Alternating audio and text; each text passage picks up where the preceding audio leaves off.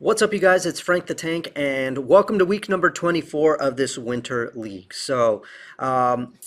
Remember back in week 19 when I bowled that really horrible 400 and something series? My average plummeted from like 201 down to 199. And that served as a huge wake up call for me.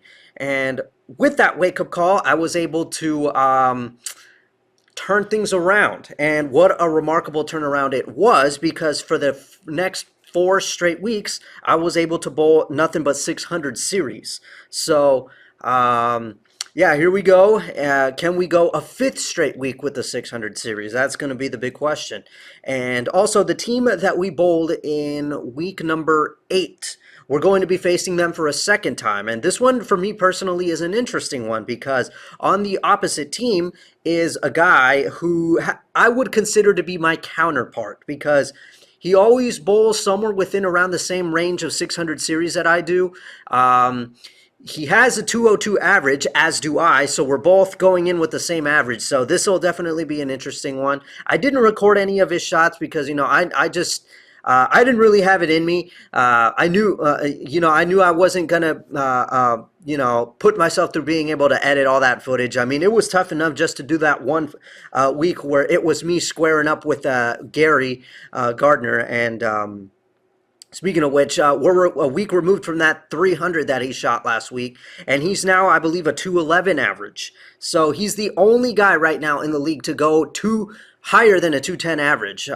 Luis Camario, who we bowled, I think in week 23, I think that same week where Gary got the 300, I believe he's now a 207 average. Suddenly he figured it out at the same time I did, and he's been able to bring his average up from like 202 all the way up to like 207, because big difference between he and I was that he has been able to bowl he bowled like a 732 series, and then 2 weeks after that 771 series, which is now the highest series in this league. So yeah, remarkable turnaround for both me and Lewis. And yeah, the competition's really heating up. So yeah, how will I square up against this counterpart of which I am telling you about? We're going to find that out right now. And will I be able to continue this streak of 600 series? We're going to find that out. So let's roll the clip.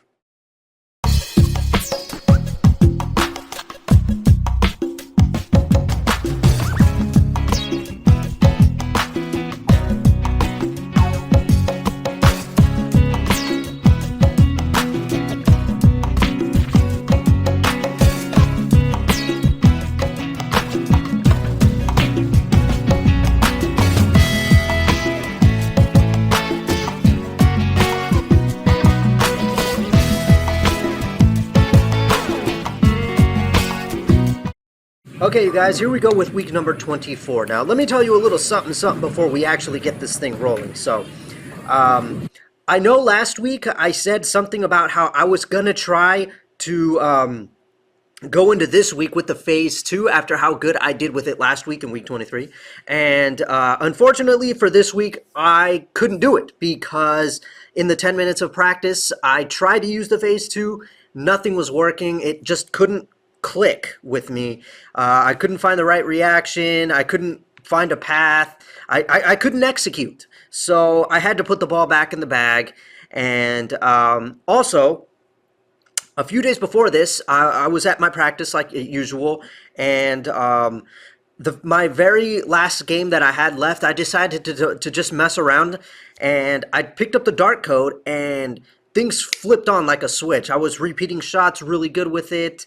I found my line. There was a lot of miss room down lane, and I shot like 277 with the ball, but the score wasn't what really mattered to me. What mattered to me was how easily I was repeating shots with it. I was getting the reaction I wanted. It was reading at the right time, all that stuff. So the main thing was that I found something with the dart code, so I told myself, I gotta take this to league on Friday. Who knows? I might get whatever happened on my practice day might happen on this league night. I couldn't let that get away from me. So I first in the 10 minutes of practice tried out that phase 2 and it didn't click. And then I picked up this dart code and I started seeing some things that I liked. And I also picked up the Axiom Pearl and I threw just one shot with it and I left a 10 pin. But I noticed how it was really grabbing at the lane when it got down there. It didn't skid any further. It really took a bite out of that back part of the lane and totally curved. It was really nice. So I thought, okay, if this dart code starts to go away from me, or if I start to lose, you know, my ability to execute good shots with the dart code, then I could turn to the Axiom Pearl as an alternative. So I had my game plan. And that's why I made the decision to start things off with the dart code first, because although I wasn't 100% confident in my ability to be able to do what I did in my practice day on this league night with the dart code, I still felt like I could, you know, do something good with it. So that's why I made the decision to go with the dart code. So here we go in the right lane to begin, and we're quite far left with this thing. And form was a little funny at the foul line, but you know what? I got the strike. And I will say this, one thing that I didn't expect was how the ball didn't necessarily pick up where I expected it to. It actually skidded a little further down, and that's because I totally had forgotten that on that practice day, the lanes were already a little bit dry. And here, we're on 100% fresh. The lanes are very oily, so the ball is going to skid further down there. So that caused a little bit of an issue for me with trying to be able to read that ball motion when it got down lane. That first, half of the lane, everything was fine. But when it got down there, I was like, oh, God. Yeah, and a lot of that was happening, not just to me, but to my teammate and a lot of the other guys on the other team, too, were having an issue with the 10-pin on this night.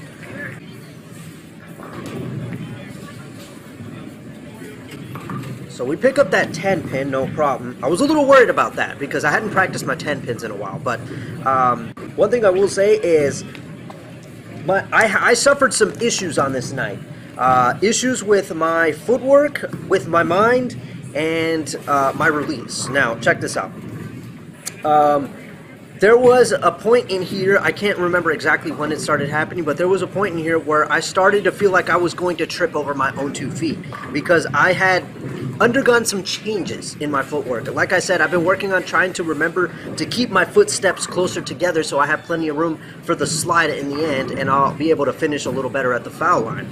And yeah, that led me to start to worry that I was going to trip over my own 2 feet. I don't know why. There were times where I felt like I stuttered and felt like I should have stopped, but it's too late because I'm already moving, and that led me to mess up at the foul line. There were times in there that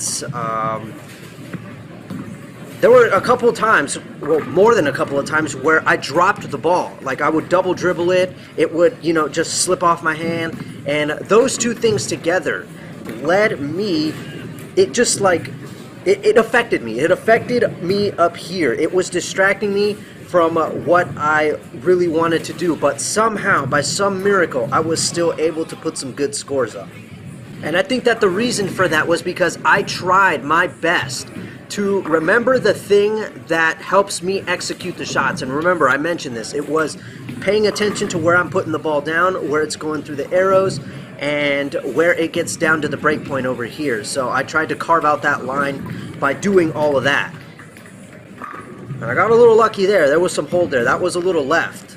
Because let's keep in mind here, and I don't know how many times I pointed this out or if I've ever pointed it out at all, but the 7 and 8 board, which is these two right here, you can actually see that right there all the way through. If I'm on top of that or left of the 7-8 board, then I consider that missing to the left, and I know this because every time I've done it, I would go right through the nose, or if I got just a little bit of hold, it would go high and I'd leave the 4. So what I knew that I had to keep that in my head, the fact that I needed to get that ball down lane and it needed to be to the right of this 7-8 board. A little bit difficult because, you know, that small space right there, then comes the part where I'm worried that I might gutter, you know, that's such a small space right here.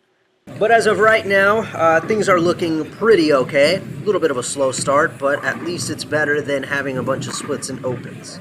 And I'm getting a lot of unconvincing pocket hits. That one deflected for sure. And I didn't play it back, but I'm pretty certain that I saw the 10 go last too. Alright, so this next shot right here is a perfect example of two things I try to avoid doing.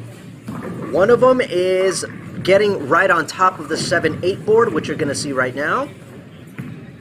Right there, see? Right on top of the 7-8. And I went past the breakpoint target. You could see, like I've said, the main path here, no matter what ball I'm using. See, when I'm going for it, I need to be already over here, and I've got it over here. So that's setting it up to go here and past the breakpoint target. I needed to get a little more to the right over here, so it would get here, and then it would curve into the pocket. But I went past it, over here, hooked late, and I leave the 2-8. So far we have gone 6 frames through, and I'd say that's a pretty decent start. Strike 9 spare, open, strike, and an 8 spare. Alright, so this shot right here was definitely a little better. I didn't like what I saw personally, even though it struck, because, see that? You don't see that pop down lane from the dart code like it usually does. It looks like it just slowly turns the corner. But one thing's for sure is I did get it to the right of that 7-8 board down lane. I got it like kind of on the 6. So, you know, as long as I do that, I think things are okay. But yeah, that ball definitely didn't, you know, go like it usually does. It just kind of went pretty straight and slow. Or at least that's what it looked like to me. But anyway, going into the 8th frame, I felt like, you know, I just was starting to lose it with this dart code, so I thought maybe, especially after what I saw in that right lane, how the ball didn't want to grab, so I felt I need something that grabs. So I got the Axiom Pearl, and I believe I moved to 23.5, so I'm moving more to the right after being, what, board 31, that's quite a bit left, and I knew that this ball was going to have more bite down lane. You're going to see right now.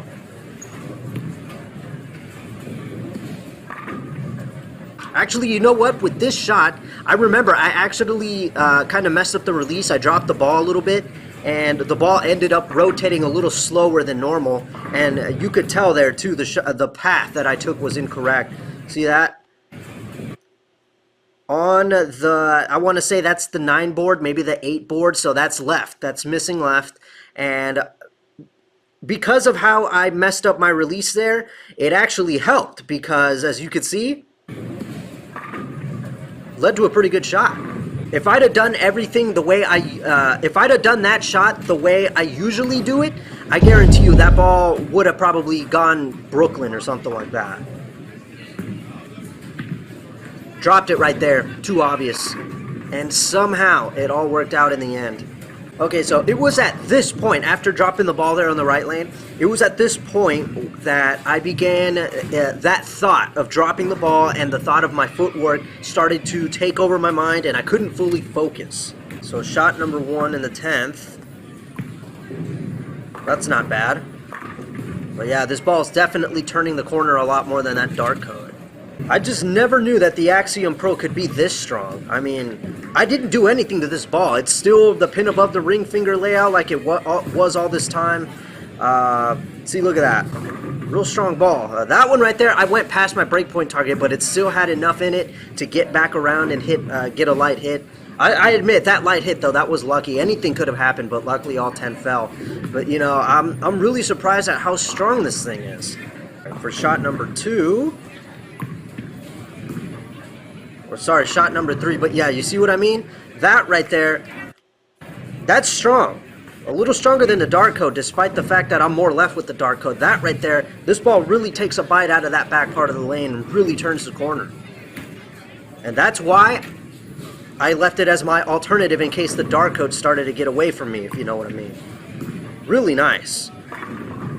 Love that. And when was the last time I ever struck out in the 10th? I think it's been a while. So there we go, game number 1 done. Pretty good, actually. 234, despite feeling like, you know, my mind was overwhelmed with all these thoughts that I shouldn't be thinking, you know, with my footwork and, you know, dropping the ball and all that. But, yeah, despite that, I somehow managed to pull off a really good 234. And after that 10th frame, I started to go into the second game feeling a little better mentally. So, stuck with the same game plan, Axiom Pro, board 23.5. Got it left, held there, Made it. Struck. All right, second frame, same thing.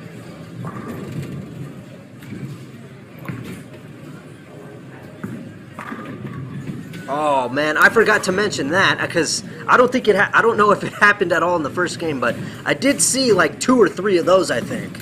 And might I tell you, this guy right here, this is my counterpart. I don't know how old he is. I want to say maybe late 60s, early 70s. I don't know, but he knows how to bowl. And his path is pretty basic. Up the lane and strike. He was able to do that, and he pulled off, spoiler alert, he managed to pull off a 684 series. So congrats to him on that. Surely he has a 203 average now after this night. Me, however, you're going to find out what I get. Unless you decide to skip to the end of the video. But that's your choice. Meanwhile, here I go on the left. Leaned in too much. And I wasn't sure how that was going to play out, but I walked away thinking that was a bad shot. But again, miracles, man. Miracles, luck, whatever the heck you want to call it. I was definitely getting a lot of that. I consider it very lucky, though, how I was able to bowl these scores despite not being fully focused, dropping the ball, my footwork. I felt like I was going to trip on my own 2 feet. I mean, wow. Just wow. Meanwhile, my counterpart, his name is Wayne, by the way. He was suffering a lot of this in the second game. Take a look. Up the lane, like usual. 10-pin. Ouchie. And if you're wondering, that's the Damn Good Verge Pearl. Really good ball. I bought one for my friend Fern. I hope he's putting it to good use. That ball, honestly, if I had to say, definitely one that I really like from DV8, especially the Damn Good Verge Solid. That one was really nice. Alright, so here we go. I don't even know what frame I'm on. I'm losing track. But anyway, just take a look at how powerful this Axiom Pearl is. Whew. Gotta love that. It's a shame that the Axiom Pearl didn't get the amount of attention that I feel it deserved. I mean, I feel like a lot of people looked past it and was focused on other bowling balls, and also the timing of it also, you know. I don't remember when this one was released. I know it was sometime in 2021, and COVID was still out there, so yeah, not really the best of times for this ball to be out on the to be released. At least the way I saw it. I still can't remember, but this to me was a really strong ball, really good, you know. But you know how it is. When new stuff comes in, old stuff must go, and this was one of them. Now remember, I've been chopping on the 3s and 6s. Luckily not this time. Oh, and I forgot to mention, actually, this is actually quite interesting. And, you know, it makes me regret not recording Wayne's shots because it turned out to be a pretty great battle between me and him. He managed to beat me in game 1 by 1 pin. I got 234, he got 235. And in this second game, I can't remember what he got. But I tried my best to keep it going by doing that. Alright, so here we go again on the right lane. Dropped it again. And I went high. I was lucky that it was just a 4-pin. Let's be honest, that could have gone way worse. So based off what I'm looking on here, I think we're on the 8th frame. So okay, so we're back on track. Yeah, it is the 9th frame now that we are officially on. Thank God I found it. Score's looking kind of low compared to the first one, but still, as long as I'm doing that, we're good. Okay, so here we go into the 10th frame of the second game, and I was feeling the pressure a little bit because I knew I needed to get some jacks here in order to get another 200 game. Dropped. And somehow I got it. I'm telling you guys what luck I had on this night. And I gotta add, remember that problem that I had a few weeks ago? I think it was with the Fate, where I said that my fingers swelled up and I couldn't really get my fingers into the holes properly, and I kept dropping the ball, so I had to put it back in the bag. That was not the issue on this night. I just want you to know that. The issue was my release. I was unraveling a little too early, if you know what I mean. I was letting the ball go too early, and I would just drop it onto the lane. So that was the issue here. It wasn't that my fingers swelled or anything like that, and then my footwork also being a problem, but somehow I was able to rack up the jacks. Alright, so on this shot, I decided to try the dark code just for this last one because I already got the 200 game. It was all good, and I felt like I didn't really have anything to lose. Also, we won game 2, so it was all good. And I thought, well, maybe I've got it this time. Maybe things will click.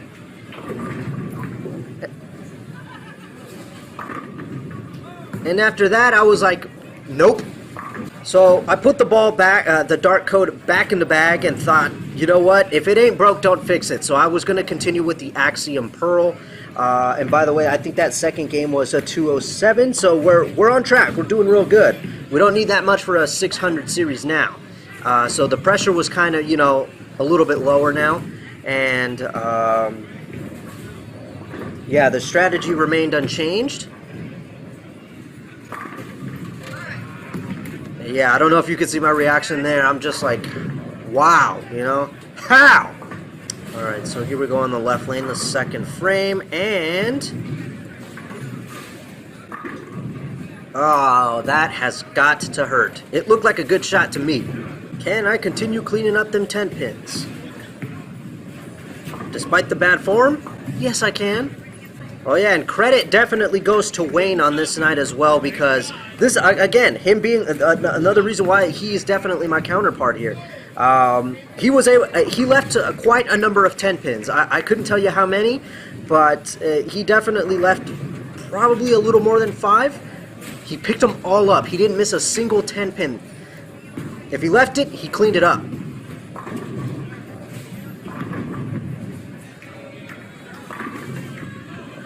And there is that 9 yet again. And I don't think we've ever gotten that on the left lane, only on the right lane. So that's interesting. Alright, so my apologies here because you guys don't get to see me whiff on that 9-pin leave. And yes, I missed it, unfortunately. And that hurts. That's irritating because, you know, picking up a 9-pin, that's first grade stuff. That's easy. And surprisingly, I missed it. But I gotta get over that, look past it, move on. Don't let it get to me because I've already got enough thoughts in my head. Try to continue making those good shots. 10 pin again. You see what I mean? That's the theme here. 10 pins, 9 pins, me thinking about my footwork, me dropping the ball, so many things. Somehow, we're still on track, and I don't know how. But then again, you know, that's just part of bowling. You need some luck along the way. Definitely got to work on my form when I'm picking up my spares. Alright guys, so here we are on the 5th frame, and on this shot, got it to the right early, went high. And if you don't believe me, well, take a look at this. Like I mentioned before, I need to get the ball over here, and like on the 4 board area. Already, I have it going here when it needs to be there. So when I got it going there, I just knew it was going to start picking up a little bit early. And right at the head pin it went. Another thing that I feel I need to work on is sparing. Because although there's nothing wrong with hooking at your spares, you know, I just... This to me is just an indication that I really got to get back to working on my spare shooting. Okay, so after going 5 frames without being able to strike, I was starting to get worried that I was going to lose my 600 series. So I made the change to the pitch black because I've told you guys a lot of times when all else fails, I turn to the pitch black if I want to string strikes together. So that's exactly what I did. I picked up my pitch black and lined up on 14.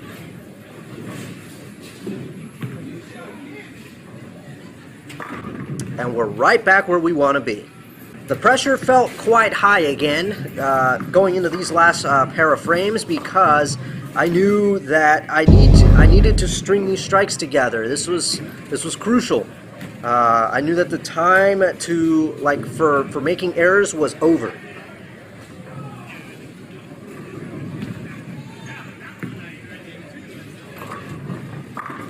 But with the pitch black in my hand, I knew everything was going to be okay. And this was one of those times where I focused more on trying to get that ball on the path that I wanted, and I didn't care if my form needed to look bad in order to make it happen. So that's what I did. If I had to look really bad at the foul line, fall off balance, whatever, to get the shot that I wanted, then I was going to do it. Not too bad, but that's very good. Can we put another one together? Yes, we can. Alright, so here we are in the 10th frame, and I felt a little relieved because I knew 200 was on the cards, which meant another 600 series, which means our streak of 600 series continues. That's 5 straight weeks, I believe. So, thank Christ. I don't know how I managed to do it, but I did it, despite not being able to really get my crap together and focus. But, yeah. Thank God the pitch black bailed me out yet again. And, you know what, shout out to Wayne here because he put up a fight here against me. While I put up a bad shot, he managed to strike out in the 10th, I believe. And he managed to put together the back 7. So he finished somewhere in the 260s. And that's how he managed to achieve his 684 series. So he put up a heck of a fight. Meanwhile, I knew I was going to finish way below him. But that's okay, because the point is that I managed to achieve another 600. Look at that light hit. Are you kidding me? And then me, of course, not wanting to take any chances. Hooked up my 2-pin. You know, now I don't really remember. Did Wayne strike out? Let's see. I think this is 2 for 2. Never mind, he didn't strike out. Okay. But he did put together 7 in a row. So, yeah, he finished somewhere in the 260s. And I know that he picked that up, so there I went. I didn't put the right release to it, and I left the 10-pin too, so ain't that nice? So 9 spare 9 in the 10th, and I finished with the 215. And that means that I have a surprising 656 series to end the night. Again, luck. What a miracle. I don't know how that happened, but it happened. Alright guys, with week number 24 over with and done, let's take a look and see how we did. So game 1 started off pretty good with a 234, and in game 2 we got a little lower, but still anything over 200 is a win. We got 207, and in game 3 we managed to get a 215 to get a 656. Again, how I did that I do not know. But last week's series total was 626, so we got higher than that. And see, this is what I'm talking about right here. Last week's required series to raise my average +1 wasn't as high, and now look at this. I needed a 664 to raise my average +1. What is going on here? But yeah, I didn't do that. I missed the mark, unfortunately. But my pin total after week 24 is now 14,608 after 72 games played. That, unfortunately, keeps me at 202. But I'm getting ever so closer to 203. As you can see, I went from 0.20 to 0.88, and my highest game and highest series remain unchanged. So that is how week number 24 played out. And week number 25 is definitely going to be an interesting one because I took a look at who we're playing next week, and it's going to be, do you guys remember that one week? I can't remember what week it is, but do you remember that one week where I didn't bring my pitch black, and it ended up coming back to bite me because we ended up facing a team that had 2 of their players using urethane from beginning to end, and I ended up paying for it? Well, that's the team that we're facing again this upcoming week, so I know what I have to do now. One of you guys pointed it out to me. I could either bring the proton physics and use that ball with a really strong cover and a really strong core to and move to the right, keep it in front of me, and use all that pile of oil that's going to build up in the back part of the lane to, you know, try to counter whatever it is that they're trying to do with those urethane balls, or I could counter urethane with urethane myself. So I know what I have to do. Obviously, after what happened with the pitch black, I think I'm going to roll in with that. So, yeah.